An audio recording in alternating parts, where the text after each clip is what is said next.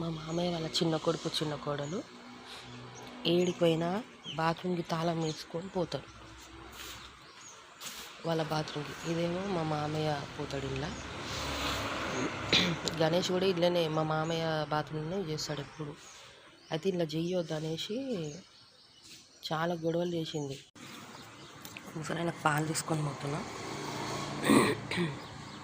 అసలు బాత్రూమ్లు కట్టించిందే ముసలాయన. మాకైనా వాళ్ళకైనా మా మామయ్యనే కట్టించిండు. షటర్లో లేడుగా పాలు తీసుకొని పోయినా. ఇప్పుడు నా పాప షాప్లో పోయినా ఇలా కొడతారు, షాప్ బయట నిలబడ్డా ఇలా కొడుతుర్రు. షూలు వాడు ఇప్పితే కూడా తన్నేసిండు వాడు. మొగుడు పిల్లలు ఇద్దరు ఇట్లా గేమ్ ఆడుతుర్రు. నేనేమన్నా అంటేనేమో ఆస్తి కోసమే వచ్చింది ఇది, ఏదో ప్లాన్ వేసుకొని వచ్చింది ఇది అంటే వాళ్ళు ఏమన్నా నడుస్తుంది. వీళ్ళ దాంట్లో ఇంకొకడు ఏమంటాడు, ఇగో ఇద్దరు ఉండి వెళ్ళిపోయారు, నీ లెక్క చేయలేదు, వాళ్ళు గమ్మున వెళ్ళిపోయారు అంటే వీళ్ళు ఏం చేసినా గమ్మున ఉండాలన్నమాట. ఇప్పుడు ముసలాయన్నే బాత్రూమ్లు కట్టించిండు అవి, ముసలాయన్నే వాళ్ళకి పోనీయరు. మొగుడు పిల్లలు అట్లున్నారు. మరి ఇప్పుడు వాళ్ళ షాప్ బంగారం అయినప్పుడు మేము కట్టిన తారు కూడా బంగారమే కదా. మరి మొన్న బట్టలు వేసుకుంటుంటే నేను వాళ్ళతో కూడా డైరెక్ట్ అందులో ఫోన్లో చెప్తున్నా, ఇట్లా పాపని ఇట్లా ఎలగొట్టారు, మళ్ళీ మంది తార్ల మీద బాగానే వేసుకుంటారు బట్టలు అని అన్నా.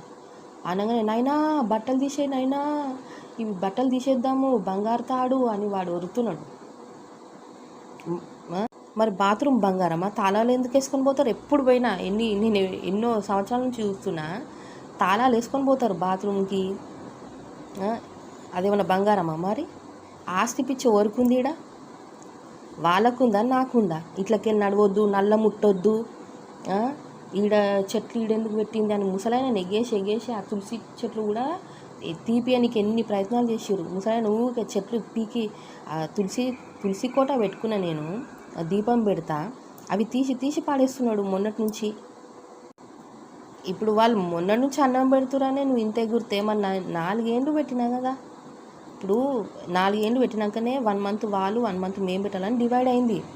నేను అది కూడా ఎందుకు డివైడ్ అయింది, పాపని 2 days పాపని నేను ఎట్లా హ్యాండిల్ చేసిండొచ్చు. పాపకు జాండీసు, బొడ్డుల నుంచి రక్తంగా రావడము, ఫుల్ వీక్ ఉంది. ఏ పాలు తాగని వామిటింగ్ చేయడం, ఎందుకంటే గ్యాస్ ఇక్కడ లీక్ చేస్తాడు కదా వాడు. పాలు తాగంగానే ఇట్లా వామిటింగ్ చేస్తుండే. అంత ప్రాబ్లంలో కూడా పాప 7 months వరకు నాకు చాలా అంటే చాలా నైట్లో నిద్ర ఉండకపోతుండే. ఎంత ఇబ్బంది పడుకుంటే నేను ముసలాయనకు టైంకి వండి పెట్టిన, షటర్లకు పోయి మరీ పండుకున్నాను లేపి తిను మామయ్య, పొద్దుగాలనే 7:30కి నాస్ట్ చేయడం, 7:30కి పాలు ఇవ్వడం, తర్వాత 8:30 వరకు నాస్ట్ పెట్టడం, ఇవన్నీ చేస్తే వాళ్ళకి సపోర్ట్ అయ్యాను. నాకు